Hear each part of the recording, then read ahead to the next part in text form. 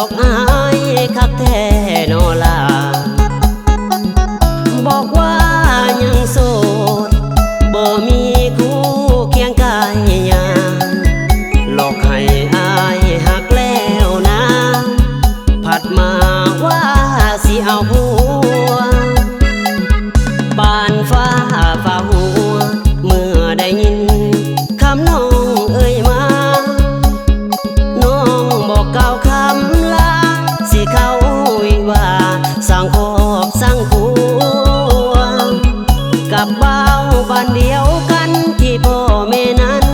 เป็นคนหาตัวอายเลยกลายเป็นคนสัวในสายตาเจ้าทันทีเจ็บคักอีหลีจนเว้าอีหยังบ่น่ามาหลอกให้อายหักแล้วกะนี้สาวเอ้ยสาวเขาจังแม่นตัวได้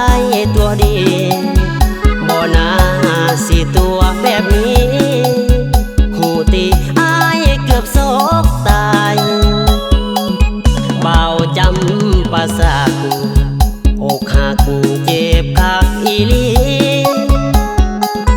เจ็บในครั้งนี้เพศหมอเสื้อยังบ่ได้เจ็บย้อนสาวหลอกเหมือนห่อทิ่มแทงกลางใจ